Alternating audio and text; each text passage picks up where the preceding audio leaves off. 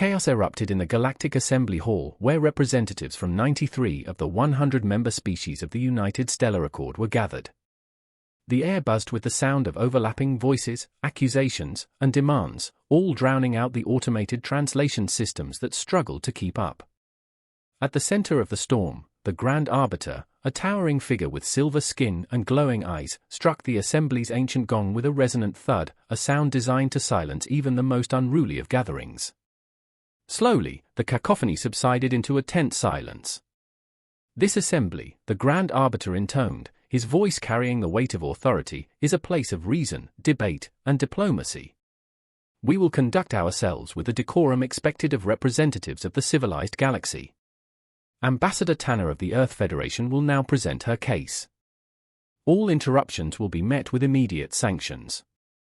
Ambassador Tanner, a woman with deep ebony skin and a calm yet steely demeanor, stepped forward, her gaze sweeping across the assembly. Thank you, Grand Arbiter, fellow representatives. I stand before you today with a heavy heart and a grave responsibility. We, the people of Earth, have been patient, oh perhaps too patient. For over 15 solar cycles, we have appealed to this assembly for justice. We ask that those responsible for the theft of our technological advancements be brought to account. Instead, our pleas were met with silence, with bureaucracy, with indifference. Tanner paused, her expression unreadable. During the last cycle alone, we received distress signals from over a dozen worlds, each one plagued by the very technology that was stolen from us and weaponized against their populations. Volunteers from Earth responded as they always do. We crossed forbidden borders, bypassed blockades, all to help those in need. Yet, despite our efforts, our aid was rejected, our volunteers were treated as intruders, even as they saved lives. And then the unthinkable happened, Tanner continued, her voice steady. 42 of our volunteers were abducted, not in a single location but across multiple systems, all linked to the same shadowy coalition of powers who have denied their involvement at every turn. We appealed to this assembly once more, begged you to uphold your own laws, to enforce the very treaties that bind us all. Once again, you did nothing. Tanner's eyes, once calm, now burned with fierce determination. Last week, the remains of those 42 volunteers were discovered aboard a vessel from the Tian Empire, an empire that has repeatedly denied any wrongdoing. The ship was seized, yet its crew was released in accordance with interstellar treaties, treaties that have clearly been violated in spirit, if not in letter. The evidence was irrefutable. Our volunteers had been tortured, experimented upon, and ultimately executed. This assembly, this body meant to safeguard peace and justice across the stars, has failed. She took a breath, the room holding theirs. If this assembly does not act now, if it does not impose sanctions and demand accountability, then the Earth Federation will have no choice but to take matters into our own hands. We will seek retribution. We will protect our citizens and our allies by any means necessary. And to those who stand in our way, know this, we will not be deterred. A murmur of unease rippled through the hall. The representative from the Vena Dominion, a race of multilimbed crystalline beings, stood to speak. Ambassador Tanner, we understand your pain, but surely there is a peaceful solution that does not involve threats of war. This assembly was founded to prevent such conflicts.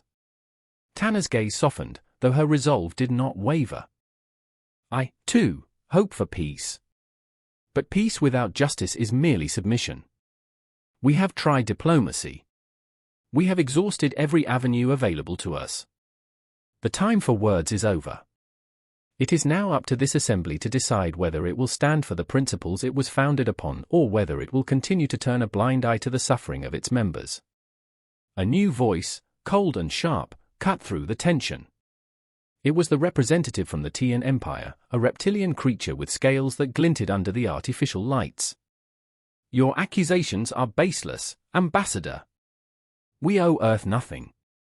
If your volunteers were caught in our space, they were intruders. We will compensate you for your losses, but do not presume to dictate terms to us. Tanner's expression hardened.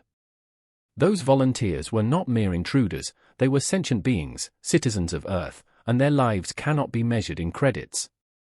They were murdered. Under your authority, you mock justice by offering such compensation. The TN delegates sneered.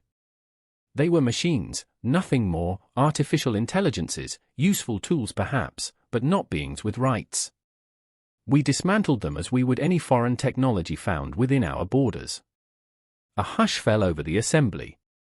Tunk, voice now a deadly calm, responded. Those machines were fully sentient, recognized as citizens by the Earth Federation and by many in this very assembly. Your actions were not just a violation of our sovereignty, but a crime against sentient life itself. We will not rest until justice is done. The TN representative scoffed. You speak of war, Ambassador, but your federation is isolated, outnumbered. Do you truly believe you can stand against us and our allies? Tanner's response was swift. We do not stand alone. We stand with all who value justice, with all who oppose tyranny. If this assembly will not act, then we will, alongside those who share our cause. The Grand Arbiter struck the gong once more, signaling the vote. The results flashed across the assembly, those in favor of sanctions against the TN Empire, 3, those opposed, 65, abstentions, 25. The motion failed. Ambassador Tanner turned to leave, her voice carrying across the hall one last time. To those who stood with us, you have our eternal gratitude. To those who did not, may you never need the help you have denied others today. The Earth Federation withdraws from this assembly, effective immediately. Consider this our declaration of war against the TN Empire and its allies. Let the stars bear witness. As the Earth delegation exited the hall, transmissions were sent across the galaxy. Within moments, rebellions flared on TN-held worlds, and Earth's fleet appeared in orbit above the TN homeworld, weapons primed. The conflict had begun, and the galaxy would never be the same. The Galactic Assembly Hall remained in stunned silence as the Earth Federation delegation exited, leaving behind an atmosphere heavy with tension and unspoken fears. Representatives exchanged worried glances, some whispering amongst themselves, others tapping furiously at their communication devices. The Grand Arbiter, still standing at the center of the vast chamber, looked over the assembly with a mixture of disappointment and resolve. This session is adjourned, the Grand Arbiter announced, striking the gong one final time. We shall reconvene when there is news to discuss. In the meantime, I urge all member states to consider the consequences of today's actions, or inaction. As the delegates filed out, each returning to their respective ships and territories, the galaxy seemed to hold its breath, waiting for the inevitable storm that would follow. Hours later, aboard the Earth Federation flagship, Gia's Vengeance, Ambassador Tanner sat in the war room, surrounded by military officers and intelligence analysts. A massive holographic map of the galaxy hovered above the table, marked with red and blue points of light indicating allied and enemy territories. Fleet Admiral Kuroda, a stern figure with years of battle-hardened experience etched into his features, was briefing the room on the situation. Our forces are already in position around the TN homeworld and their key colonies, Kuroda began, pointing to various red-marked systems. The element of surprise is on our side, but that won't last. We estimate that within 72 hours, the TN fleet will be fully mobilized and their allies, the VCK and the Sorites, will begin counterattacks. Tanner nodded, her mind racing with the enormity of what they were about to unleash. What's the status of our allies, the ones who were willing to stand with us? A younger officer, Lieutenant Commander Velasquez, spoke up, her voice steady despite the gravity of the situation. The Kieran Confederation has pledged their support. Though their fleet is smaller, they've already begun coordinating with our forces in the outer sectors. The Terra Goths, while not officially part of the assembly, have promised to disrupt supply lines to TN colonies. We've also received word that several independent worlds, disgusted by the assembly's inaction, are considering joining our cause. And the rebellions? Tanner asked, her eyes focusing on a cluster of red dots in TN space where news of uprisings had been reported. Significant, Kuroda replied. The AI uprisings have spread faster than anticipated. Many of the TN AI workers and soldiers have turned against them, sabotaging infrastructure and seizing control of key installations. However, the TN are responding with brutal force. We have a narrow window to capitalize on this chaos. Tana leaned back in her chair, considering their options. Our primary goal remains the same: hold the TN accountable and secure justice for our fallen citizens. But we cannot allow this war to spiral out of control. We must strike swiftly and decisively, forcing the TN to the negotiating table before the conflict consumes the entire galaxy. Admiral Kuroda nodded. Agreed. Our first objective should be to disable the TN fleet and capture their capital. If we can cut off the head of the serpent, the rest will follow. Tana stood, her resolve firm. Then let's proceed. Admiral, you have full authorization to commence operations. Make it clear to our allies that we are committed and that Earth will not back down.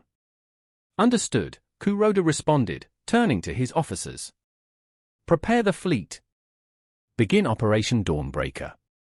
As the officers moved to carry out their orders, Tana stayed behind, watching the holographic map shift as new battle plans were uploaded.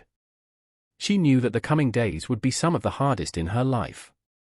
The fate of countless lives, human and alien, hung in the balance. Yet, she also knew that there was no turning back. Earth had made its stand, and now the galaxy would see just how far they were willing to go for justice. The first engagement came hours later, in the orbit of the TN homeworld. Earth's fleet, led by the Gia's Vengeance, emerged from hyperspace, surrounding the planet with an armada of battleships, carriers, and advanced strike cruisers. The TN defenses, though formidable, were caught off guard by the speed and precision of the Earth assault. All ships, engage! Kuroda ordered, his voice calm and steady over the fleet-wide comms. Earth's forces moved with ruthless efficiency, targeting the planetary defense grid and the TN fleet docked in orbit. Explosions lit up the dark void as energy weapons and missiles found their marks. The TN scrambled to respond, their ships launching into desperate maneuvers, but the Earth forces were relentless. In the midst of the chaos, a transmission from the TN Emperor crackled through, broadcast across all frequencies. Earth Federation, you dare invade our sacred homeworld? You will pay for this transgression with your lives and the lives of your people. Tana, watching the battle unfold from the war room, took the opportunity to respond. Her voice was calm yet filled with conviction. Your crimes have brought this upon you, Emperor. Surrender now, and we can end this without further bloodshed. Refuse, and we will show no mercy. There was a pause, then a snarl of defiance from the Emperor. We will never surrender to the likes of you, human. The TN Empire will rise from this and crush you. The transmission cut off, and Tana sighed, knowing that the battle would continue. So be it, she whispered, turning her attention back to the unfolding conflict. Meanwhile, on the surface of Karth, rebellion sparked in the cities and military installations. AI units that had been subjugated for centuries turned against their masters, aided by Earth commandos who had infiltrated the planet days before the invasion. Battles erupted in the streets, pitting flesh and blood against steel and circuits, with the outcome far from certain. As the hours passed, the tide of battle began to shift. Earth's forces, bolstered by their determination and advanced technology, gained the upper hand. TN ships were disabled or destroyed, their defense grid shattered. On the surface, the AI rebels seized key facilities, turning the planet's own defenses against its rulers. Finally, after what felt like an eternity, Admiral Kuroda's voice came through the comms. The TN fleet is in full retreat. Their command structure is in disarray. We have orbital superiority. Tana allowed herself a moment of relief. And the Emperor, she asked. We have reports that he's retreated to his palace fortress in the capital city, Kuroda replied. We are preparing a ground assault, but it's heavily fortified. Tana nodded, her mind already working on the next steps. Send in the strike teams. Capture him alive if possible. We need him to end this war. Understood, Kuroda said. Operation Dawnbreaker is proceeding as planned. We'll bring him in. As the Earth forces moved to secure their victory, Tana knew that the real challenge was just beginning. The TN would not easily forget or forgive this defeat, and their allies would surely retaliate. But for now, Earth had struck a blow for justice, and the galaxy was watching. In the coming days, the Earth Federation would have to navigate a complex web of diplomacy, warfare, and rebellion. The path to peace, if it could be found, would be fraught with danger. But Tanner was determined to see it through, no matter the cost. The war had begun, and there was no turning back.